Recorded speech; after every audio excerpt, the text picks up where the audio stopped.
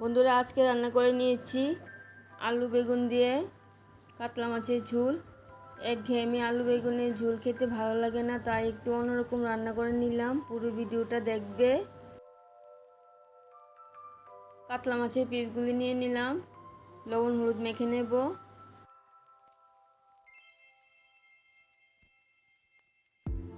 লবণ আর হলুদটা ভালো করে মেখে নিয়েছি। কড়াইটা বসিয়ে দিলাম, কড়াইতে সরিষার তেল দিয়ে দিলাম।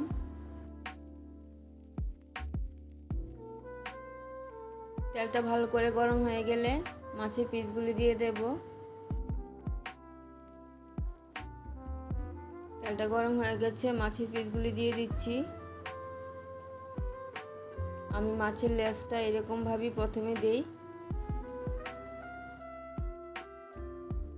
এরকমভাবে মাছের লেজটা দাঁড় করে দিলে ওদিকের মাছটাও ভাজা হয়ে যায়। দেখো, মাছের লেজের সামনের দিকটা ভাজা হয়ে গেছে। মাছের পিসগুলি উল্টে দিচ্ছি। মাছের পিসগুলি ভাজা হতে হতে বেগুনগুলি কেটে নিয়েছি। 2টা বেগুন নিয়ে নিলাম।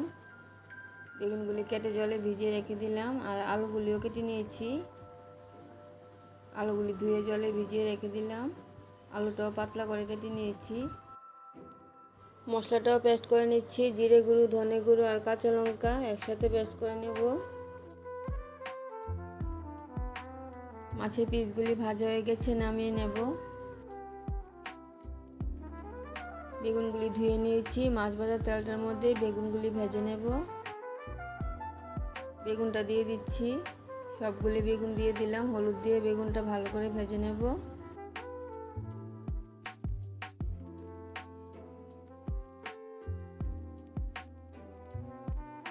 বেগুনটা ভেজে নিয়েছি, নামিয়ে নেব। কড়াইয়ের মধ্যে আবার সরষের তেল দিয়ে দিলাম। ফোড়নে দিয়ে দিচ্ছি কালো জিরে, মেথি আর তেজপাতা। তেলটা গরম হয়ে গেছে, ফোড়নটা দিয়ে দিচ্ছি। আর একটা বড় সাইজের পেঁয়াজ একটু বড় বড় করে কেটে নিয়েছি, পেঁয়াজটাও দিয়ে দিলাম। পেঁয়াজটা নাড়িয়ে চাড়িয়ে আলুগুলি দিয়ে দেব।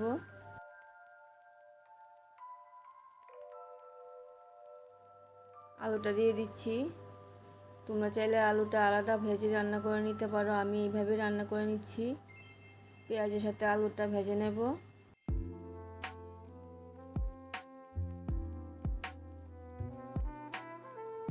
আলু আর পেঁয়াজের মধ্যে হলুদটা দিয়ে দিচ্ছি।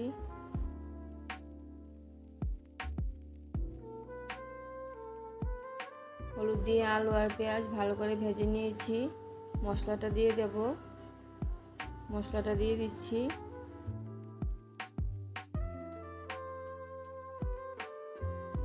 মশলাটা আলুর সাথে ভালো করে কষিয়ে নেব।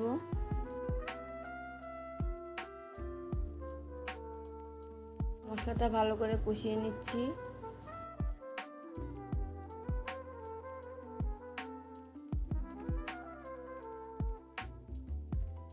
কিছুটা কষিয়ে নিয়েছি, আর একটু জল দিয়ে দেব। জলটাও দিয়ে দিলাম। মশলাটা আরও ভালো করে কষিয়ে নেব। আর দিয়ে দিলাম কাশ্মীরি লাল লঙ্কা গুঁড়ো।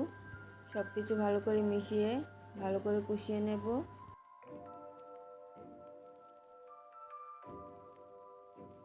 আলুর মধ্যে লবণটাও দিয়ে দিলাম। লবণটা দিয়ে আলু আর মশলাটা খুব ভালো করে কষিয়ে নিয়েছি। গরম জলটা দিয়ে দেব।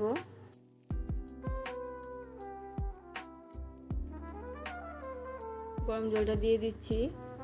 যতটুকু ঝোল রাখবো ততটুকু জল দিয়ে দিচ্ছি। ঝোল আর আলু কিছুটা সিদ্ধ হয়ে গেলে মাছগুলি আর বেগুনটা দিয়ে দেব। ঝোলের মধ্যে লবণটা দিয়ে দিলাম।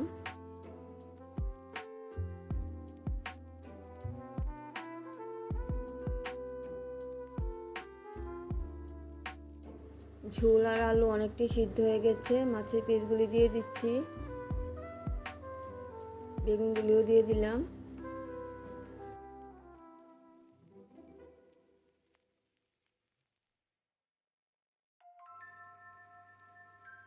বেগুন আর মাছগুলি ভালো করে সিদ্ধ করে নেব।